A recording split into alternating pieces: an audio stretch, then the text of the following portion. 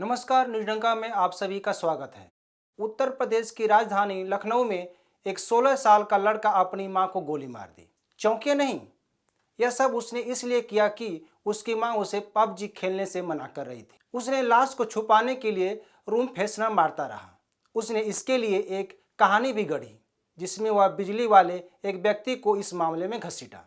एक समय था कि यह गेम बच्चों की हत्या, सुसाइड और माता पिता के पैसे की बर्बादी की वजह बना था, जिसके बाद 2020 में इसे बैन कर दिया गया था।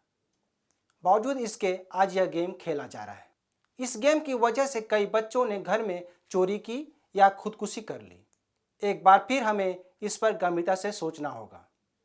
लखनऊ की घटना के बाद पबजी एक बार फिर सुर्खियों में है। तो आइए जानते हैं कि असल में पूरा मामला क्या है। यह घटना लखनऊ के वृंदावन कॉलोनी की है। लखनऊ के पीआईजी पुलिस स्टेशन में एक फोन आता है जिसमें कहा जाता है कि कॉलोनी के एक घर में एक महिला की लाश पड़ी है। यह फोन उस महिला के भाई का है। महिला का नाम साधना था। यहाँ पुलिस पहुंचती है। घर में महिला का शव एक बेड पर पड़ा है जिससे तीखी बदबू निकल रही है। पुलिस को समझ में आ गया है कि यह शव 3 दिन या 4 दिन पहले का है। पुलिस अन्य कार्रवाई कर उसकी गुत्थी सुलझाने के लिए कोशिश करती है। पुलिस साधना के लड़के से पूछताछ करती है तो लड़के ने पुलिस को बताया कि बिजली वाले अंकल ने मम्मी को मार डाला। इसके बाद पुलिस ने लड़के से कई सवाल किए, लेकिन लड़के का जवाब पड़ोस के लोगों से मैच नहीं खा रहे थे। लड़के ने बताया कि उसकी मां की हत्या हुए 24 घंटे हो गए हैं, लेकिन शव को देखकर ऐसा नहीं लगता। आसपास के लोगों ने कहा कि साधना के बेटे ने बताया था कि उसकी मां दादी के पास गई हैं, जो बीमार हैं। पड़ोसियों ने बताया कि उन्होंने भाई बहन को खाना भी खिलाया। पुलिस को लड़के पर शक हुआ। इसके बाद पुलिस ने लड़के की बहन से पूछताछ की तो हत्या का राज खुला, जो इस प्रकार है। साधना अपने 2 बच्चों के साथ लखनऊ में रह रही थी, जबकि उसके पति सेना में है, जिनकी वर्तमान में पोस्टिंग आसनसोल में है। वह कभी कभार ही आते हैं। उनका 16 साल का बेटा और 10 साल की बेटी है। बेटा 10वीं में पढ़ता है जबकि बेटी 4थी क्लास में है। साधना पढ़ाई के लिए अपने बेटे को समझाती रहती थी, लेकिन बेटा पढ़ाई के बजाय मोबाइल में ज़्यादा समय लगाता था, जिसमें वह इंस्टाग्राम, पबजी जैसे ऑनलाइन गेम खेलता रहता था, जिसको लेकर उसकी मां डांटती भी रहती थी। शनिवार को घर से जब 10,000 रुपये गायब हुए तो साधना ने अपने बेटे को डांट लगाई थी, लेकिन यह पैसे बाद में मिल गए क्योंकि साधना यह पैसा कहीं रखकर भूल गई थी।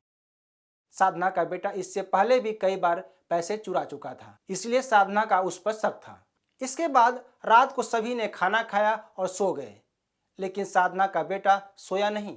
वह देर रात बिस्तर से उठा और अपने पिता की लाइसेंसी रिवॉल्वर से साधना को गोली मार दी। इसके बाद उसने अपनी बहन को धमकाया कि वह किसी और को यह बात न बताए, वरना उसे भी मार देगा। इसके बाद अगले दिन रविवार को वह क्रिकेट खेलने चला गया। इतना ही नहीं, वह जब वापस आया तो पूरे दिन और रात में मूवी देखा। साथ ही अपने दोस्तों के साथ लाश के पास पार्टी भी की।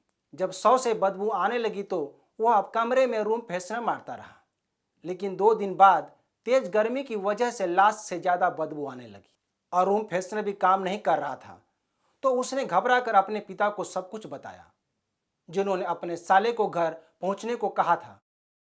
तो यह रही कहानी उस बेटे की जिसने अपनी मां को गोली से मार दी। अब यह भी जान लेते हैं कि यह गेम कितना घातक है और कैसे है। 2019 में जम्मू कश्मीर के राज्यपाल ने पबजी को बैन करने की मांग की थी। उनका कहना था कि पबजी की वजह से छात्रों के रिजल्ट पर प्रभाव पड़े हैं। वहीं कश्मीर में भी एक जिम ट्रेनर पर पबजी का साइड इफेक्ट देखने को मिला था। उस समय मानसिक संतुलन बिगड़ गया था, वह खुद को हानि पहुंचाने लगा था।